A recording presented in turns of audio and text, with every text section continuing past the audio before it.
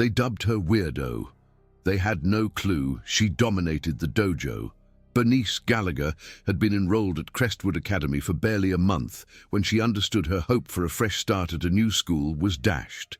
16 years old, she was gangly and awkward, with unruly brown hair she often wore in a messy braid, a smattering of acne across her forehead, and oversized clothes she'd sewn herself. They were intended to be stylish, but often ended up looking peculiar. The corridors of Crestwood buzzed with chattering students, but Bernice navigated them like a shadow, hugging her tattered books and keeping her gaze fixed on the floor. Her family had moved after her stepdad accepted a job transfer, leaving behind the tiny homeschool co-op where she'd mostly been ignored. Here, everything was different, bigger, brighter, more intimidating. "Move it, weirdo!" The speaker was Quentin Blackwood, a beefy upperclassman with a meticulously sculpted haircut and the kind of arrogant grin that implied he always got his way. Bernice had inadvertently bumped into him by the water fountain, sending his phone clattering to the tiled ground. "I'm sorry," she mumbled, bending to retrieve it. Students strolled around her, some whispering, others simply ignoring the scene. Quentin inspected his phone for damage. Quentin's pal, Xavier Thorne, a skinny guy with dyed black hair and a sarcastic sneer, nudged Bernice's notebook with the toe of his combat boot. "Butterfingers," he drawled with fake concern. "Try not to break anything else." The third member of their entourage, Tiffany Sterling, Bernice cringed at the thought of a connection to her mum's last name, stood with her arms folded, her perfectly applied makeup flawless. "Ugh, what is she even wearing?" Tiffany said loudly enough for half the hallway to hear. "Did she make that herself?" How embarrassing. Bernice's face burned as she scrambled to collect her belongings. She could hear the murmurs starting, see camera phones being aimed at her. This was precisely what she'd hoped to avoid. "Stay out of sight," her grandma had always told her. "Don't attract attention. Don't give them a reason to bother you." But they'd noticed anyway. The dismissal bell rang, and the hallway emptied. Bernice finally managed to gather her books, her hands trembling as she shoved them into her bag. Quentin was already gone, but she could still hear Tiffany's giggling echoing off the walls. In biology class, Bernice sank into her usual seat at the back of the room. Her lab partner, a shy boy named Ethan, gave her a sympathetic glance but remained silent. No one ever intervened. That was the implicit understanding. Don't get involved, don't stir up trouble, don't become a target yourself. The harassment had started subtly, whispered insults about her appearance, her clothing, her awkwardness. Then it escalated to deliberate shoves in the hallways, missing homework assignments, cruel memes posted online using her picture. Quentin seemed to relish making her miserable, and Xavier and Tiffany were always eager to participate or provide an audience. What they didn't realize, what no one at Crestwood Academy knew, was that Bernice Gallagher wasn't just some nerdy new student trying to survive high school. For the past 6 years, she'd been studying martial arts at a rundown dojo across town. Her sensei, a retired police officer named Mrs. Ito, had taken her under her wing when she was 10 and taught her not only how to fight, but also when to avoid it. "Fighting isn't always the answer, Bernice," Mrs. Ito had often said, her calloused hands adjusting Bernice's stance as she practiced her kata. "But when someone's trying to hurt you, you need to be able to protect yourself. The key is knowing when to defend and when to retreat." Bernice had earned a black belt in Aikido before turning 15, competing in regional competitions under the name The Silent Storm because of her quiet demeanor and unexpected power. But she'd never told anyone at school. Martial arts was her hidden world, separate from the cautious anonymity she maintained everywhere else. Her parents didn't even know about the competitions. They thought Bernice just went to the dojo for exercise and stress relief. If they knew their daughter was actually sparring with other martial artists in tournaments filled with shouting fans, They'd probably ground her for life. So Bernice endured. She avoided confrontations, ignored the taunts, and looked forward to graduation. She told herself it was the sensible thing to do, the mature thing. Fighting would only make things worse. But Quentin Blackwood was making that difficult to maintain. It was a Wednesday afternoon when things reached a breaking point. Bernice was sitting alone in the library, trying to decipher her physics textbook and eating a granola bar, when Quentin and his posse materialized at her table like a dark cloud. "Well, well, well," Quentin said, plopping into the chair across from her uninvited. "If it isn't the resident weirdo, what's for lunch today? Looks like sadness with a side of loser." Xavier and Tiffany stood behind him, forming a wall of hostility that made Bernice feel cornered. She kept her eyes on her textbook, her pen moving mechanically across the page, even though she couldn't concentrate. "I'm talking to you, weirdo," Quentin said, his voice growing louder. Other students were starting to glance over, sensing a confrontation. "It's rude to ignore people who are trying to be friendly." "I'm just trying to study," Bernice said softly, still not looking up. "Oh, she speaks." Tiffany clapped her hands sarcastically. "I was starting to think you were mute on top of everything else." Quentin reached across the table and snatched Bernice's granola bar, crumbling it into pieces over her textbook. "Oops," he said, echoing Xavier's favorite false apology. "Looks like you made a mess. Better clean that up."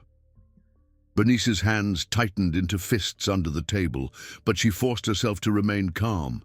She could feel her pulse quickening, the familiar surge of adrenaline that came before a fight. But this wasn't the dojo. This was school, and there were rules here, consequences. She began gathering up the crumbs of her granola bar, her movements slow and deliberate. Around them, the library had become quiet except for the rustling of pages and the stifled giggles of students who were watching. "You know what I think?" Quentin continued, playing to his audience. "I think you're not just weird-looking. I think you're probably weird in other ways too. Like, what kind of loser transfers schools in the middle of junior year? What were you running from?" Bernice's jaw clenched, but she continued cleaning up the mess, dumping the ruined granola bar into her trash can. "Maybe she got expelled," Xavier suggested with a smirk. "Maybe she was too much of a weirdo even for her old school." "Or maybe," Tiffany added, with fake sympathy, "she did something really bad, like hurt someone. You know how quiet ones are always the most dangerous." That struck closer to home than Bernice cared to admit. She gathered her books and started to stand, wanting to escape before things escalated, but Quentin was too quick. He reached out and grabbed her wrist, his grip tight enough to leave a bruise. "Where do you think you're going?" he asked. "We're not done talking yet." For a moment, Bernice's training took over. She could break Quentin's grip in 3 different ways without even thinking about it. She could have him on the floor in seconds, struggling for air and wondering what had just happened. The muscle memory was there, the techniques ingrained in her through years of practice, but she didn't. Instead, she looked Quentin in the eye for the first time since he'd sat down and said quietly, "Let go of me." Something flickered across Quentin's face, surprise maybe, or a hint of realization that he might have gone too far. But with Xavier and Tiffany watching, with half the library now openly staring, he couldn't back down without losing face. "Make me," he said, tightening his grip. Bernice stared at him for a long moment, and Quentin felt a shiver run down his spine. There was something in her dark eyes that he'd never noticed before, something that made him wonder if maybe this hadn't been such a good idea. Then Bernice smiled, and it wasn't the shy, apologetic smile he was used to seeing from her. It was something else entirely. "Okay," she said simply. What happened next took less than 3 seconds, though it felt like an eternity to everyone watching. Bernice twisted her wrist in a way that freed her from Quentin's grip instantly. the movement so smooth and practiced that it seemed almost effortless. At the same time, she stepped forward and executed a perfect wrist lock, bending his arm at an angle that made him gasp and stumble backward. Quentin found himself half standing, bent over at an awkward angle, his arm twisted in Bernice's grip. The pain was sharp and immediate, but more than that, he was suddenly aware that she was completely in control. She could break his arm with a simple movement, and they both knew it. "I asked you nicely," Bernice said, her voice still soft but carrying a warning that made Xavier and Tiffany step back without thinking. "Now I'm telling you, don't touch me again." She released his arm, and Quentin stumbled backward, cradling his sore wrist against his chest. Around them, the library had fallen silent, except for the clicking of keyboards and the distant hum of the air conditioning. Bernice gathered her books and walked away, leaving Quentin staring after her with a mixture of shock and something that might have been fear. She checked out her books and walked out of the library without looking back, aware that every eye in the room was following her. For the rest of the day, Bernice couldn't shake the feeling that something had fundamentally shifted. She'd broken through, revealed a glimpse of who she truly was beneath the carefully constructed mask of awkwardness. Students she'd never spoken to were looking at her differently, and she could feel Quentin's gaze on her whenever they passed in the hallway. She should have felt guilty, maybe, or worried about the repercussions. Instead, she felt something she hadn't felt in months, a sense of empowerment. That evening, Bernice went to her dojo for the first time since transferring schools. Mrs. Ito took one look at her face and gestured toward the training mats without saying a word. She spent an hour practicing her katas, her movements precise and powerful, each strike carrying the weight of weeks of pent-up frustration. "Feel better?" Mrs. Ito asked when she finally stopped, sweat dripping down her face. "I think I messed up," Bernice said, wiping her forehead with a towel. "What happened?" She told her about Quentin, about the library, about the look in his eyes when she'd grabbed his arm. Mrs. Ito listened without interrupting, her expression unreadable. "You could have hurt him badly," she said when she finished. "I wanted to, but you didn't. That's what matters." Mrs. Ito handed her a bottle of water. "Bernice, I've been teaching martial arts for 30 years. I can tell you that knowing how to fight and knowing when to fight are two completely different things. You did well today. It doesn't feel like it." "That's because you're not a bully," Mrs. Ito said. "Bullies enjoy hurting people. You don't. But that doesn't mean you have to be a victim either." Bernice nodded, but she couldn't shake the feeling that she set something in motion that she might not be able to control. She was right. The next morning, Quentin was waiting for her by her locker. This time, he'd brought backup. Not just Xavier and Tiffany, but 3 other football players Bernice didn't recognize. They formed a tight circle around her as she opened her locker, their presence intimidating without being openly aggressive. "We need to talk," Quentin said. His wrist was wrapped in an ace bandage, Bernice noticed. "I'm listening," she replied, not turning around. "What you did yesterday was a joke," he said. "A bad joke. You humiliated me in front of everyone, and that's not something I can just let go." Bernice slammed her locker shut and finally turned to face him. Quentin was trying to appear confident, but she could see the fear in his eyes. He wasn't sure what she was capable of anymore, and that made him unpredictable. "I didn't humiliate you," Bernice said calmly. "You humiliated yourself." Xavier stepped forward, his fists clenched. "Who do you think you are talking to Quentin like that?" "I'm someone who just wants to be left alone," Bernice replied. "That's all I've ever wanted." "Well, too bad," Tiffany said with a sneer. "You made this personal when you decided to play Karate Kid on Quentin. Now you get to deal with the consequences." Bernice looked around the circle of hostile faces and felt a strange sense of calm wash over her. This was it then. The moment Mrs. Ito had always warned her about, when avoiding conflict was no longer an option. "What consequences?" she asked. Quentin smiled, but it didn't reach his eyes. "After school. The courtyard behind the gym. You and me, one-on-one. We settle this like adults. And if I don't show up? Then we make your life a living hell until you graduate," Quentin said. "And trust me, we're very creative when we want to be." Bernice considered her options. She could tell a teacher, but that would only make things worse in the long run. She could ask her parents to transfer her to another school, but Quentin's threat would follow her anywhere. Or she could show up and end this once and for all. "Fine," she said.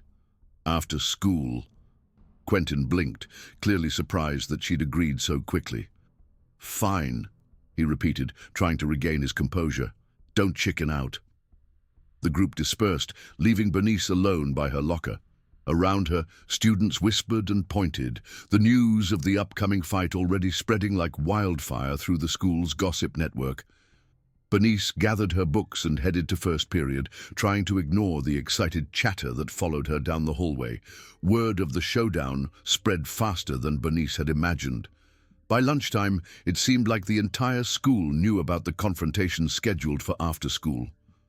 Students approached her throughout the day, some offering advice, others just wanting to get a closer look at the girl who had somehow managed to stand up to Quentin Blackwood. Bernice tried to focus on her classes, but her mind kept wandering to what was coming. She'd never fought outside the dojo before, never had to face the possibility of real consequences beyond losing a sparring match. If she hurt Quentin badly, she could be suspended, expelled, maybe even arrested. But if she held back too much, she might be the one who ended up injured. The final bell rang at 3:10, and Bernice made her way toward the courtyard behind the gymnasium. A crowd had already gathered, forming a circle in the paved space between the gym and the parking lot. Someone had even set up a camera on a tripod, the lens pointed directly at the center of the circle. Quentin was already there, surrounded by his usual entourage plus several other jocks Bernice didn't recognize. He'd changed out of his school clothes into a t-shirt and jeans, clearly expecting this to be a serious fight. When he saw Bernice approaching, he stepped into the center of the circle. "Didn't think you'd show," he called out, his voice echoing slightly in the open space. Bernice walked to the opposite side of the circle, shrugging off her backpack and handing it to Ethan, who had somehow found his way to her side. "I said I would." "Yeah, well, saying and doing are two different things," Quentin replied, bouncing on his toes like a boxer. "Just so we're clear on the rules here, this is between you and me. No weapons, no interference from friends. We go until one of us can't get up." Bernice nodded, pulling her hair back into a tight bun. "Sounds fair." Quentin cracked his knuckles and grinned. "Don't worry, weirdo. I'll try not to mess up that pretty face too much." The crowd laughed, but Bernice noticed it sounded forced. The students gathered around them seemed more anxious than excited now that the moment had actually arrived. She wondered how many of them had ever witnessed a real fight, not just the carefully staged violence of movies and video games. "You ready?" Quentin asked, raising his fists. Bernice settled into her Aikido stance, her weight balanced, her hands relaxed at her sides. It was a stance Mrs. Ito had drilled into her countless times, designed to appear calm while actually being perfectly prepared for attack or defense. Quentin charged forward without warning, throwing a clumsy punch aimed at Bernice's head. To the watching students, his punch looked fast and powerful. To Bernice, who had spent years sparring with skilled martial artists, it seemed almost slow motion. She stepped to the side, letting Quentin's fist sail past her ear, and delivered a sharp palm strike to his ribs with pinpoint accuracy. The sound of her hand connecting was like a clap of thunder, and Quentin doubled over with a groan that could be heard clearly in the sudden silence. Bernice stepped back, waiting for him to recover. She could have followed up with a knee to his face or a sweep of his legs, but this wasn't about inflicting serious damage. This was about sending a message. Quentin straightened up, his face flushed and his breathing ragged. He looked at Bernice with something close to respect, and for a moment she thought he might call it off. Instead, he came at her again, this time more cautiously. He threw a series of punches that would have overwhelmed most teenagers, but Bernice dodged and weaved around them like a dancer, her movements economical and fluid, making Quentin look clumsy and unbalanced. When she saw an opening, Bernice struck. A quick jab to Quentin's stomach caused him to bend over, and a spinning back kick that she pulled at the last second still had enough force to knock him to his knees. Quentin knelt on the pavement, gasping for air, blood trickling from his split lip. Around them, the crowd was silent, except for the sound of the camera recording and the distant traffic on the street beyond the school grounds. "Stay down," Bernice said softly, her voice carrying clearly in the stillness. Quentin looked up at her, and for the first time since she'd met him, she saw something other than arrogance in his eyes. There was fear there, yes, but also a dawning realization. He was starting to understand just how outmatched he was. But pride is a powerful motivator, especially when you're 16 years old and your reputation is on the line in front of your entire school. Quentin struggled to his feet, swaying slightly but raising his fists again. "I'm not done," he mumbled through his swollen lip. Bernice sighed. "Yes, you are." What happened next lasted only a few seconds, but those seconds changed everything anyone at Crestwood Academy thought they knew about Bernice Gallagher. Quentin threw another punch, and Bernice caught his arm, used his momentum to execute a perfect hip throw. Quentin hit the pavement hard, the impact knocking the wind out of him. Before he could recover, Bernice was on top of him, pinning his arms to the ground with her knees, her face inches from his. "I said stay down," she repeated, her voice still soft, but carrying a force that made several students in the crowd step back. Quentin stared up at her, completely helpless, and Bernice could see the exact moment when his perception shifted. She wasn't the awkward, nerdy transfer student he'd been bullying for weeks.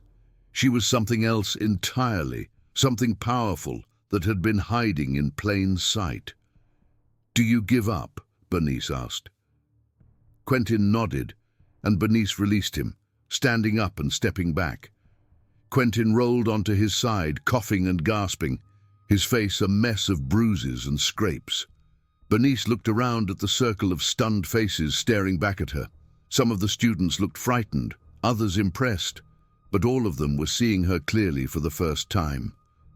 "Anyone else?" she asked, her voice clear and steady. Xavier and Tiffany, who had been so quick to support Quentin when the fight began, were now standing as far away from the action as possible. Neither of them met her eyes. Bernice picked up her backpack and walked toward the edge of the courtyard. The crowd parted before her as if she were a force of nature, students scrambling to get out of her path. "Bernice!" someone called out behind her. She turned to see Ethan hurrying to catch up, his face glowing with excitement. "That was amazing," he said when he reached her. "Where did you learn to do that?" "Around," Bernice replied, settling her backpack on her shoulders. They walked together toward the school's main entrance, leaving behind the crowd that was still buzzing with shock and disbelief. Quentin was sitting up now, Xavier and Tiffany tending to his injuries, but Bernice could feel his eyes on her as she walked away. The next few days at Crestwood Academy were unlike anything Bernice had ever experienced. Students who had never given her a second thought now greeted her with respect in the hallways. The whispered insults about her appearance vanished, replaced by whispered speculation about her fighting abilities. Quentin returned to school on Monday with a face that looked like he'd gone 10 rounds with a heavyweight boxer, but he gave Bernice a wide berth and avoided making eye contact. Xavier and Tiffany seemed to have found new interests that didn't involve harassing transfer students, and the little social hierarchy that had made Bernice's life miserable crumbled almost overnight. But perhaps the most significant change was in Bernice herself. She no longer hunched her shoulders or kept her gaze fixed on the floor when she walked through the school. She sat wherever she wanted in the cafeteria, spoke her mind in class discussions, and carried herself with a quiet confidence that radiated from within. On Friday afternoon, as Bernice was putting books into her locker, she heard footsteps behind her. She turned to find Quentin standing there, his hands shoved deep in his pockets, his face still bearing the marks of their encounter. "I wanted to say something," he said, his voice low. Bernice waited, saying nothing. "I owed you an apology," Quentin continued. "What I did to you, what we did, it wasn't right. I realize that now." "Why?" Bernice asked. "Why did you do it?" Quentin was silent for a long moment, staring at the floor. "I don't know," he said finally. "Because I could, I guess.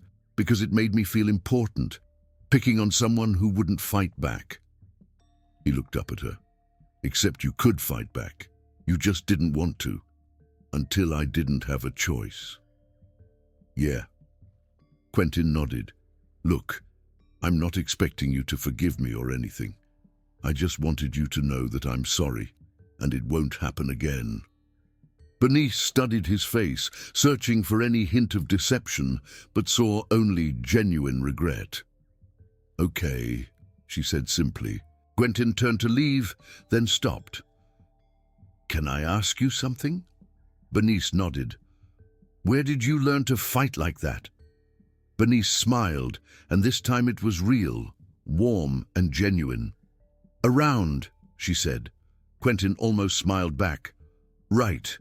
Well, I'll see you around, Bernice." "See you around, Quentin." As Bernice walked out of Crestwood Academy that Friday afternoon, she reflected on everything that had changed in just 1 week. She thought about Mrs. Ito's teachings about knowing when to fight and when to avoid it, about the difference between protecting yourself and becoming a bully. She'd found her limit, the point where avoiding conflict was no longer an option, and she'd crossed it with purpose and control.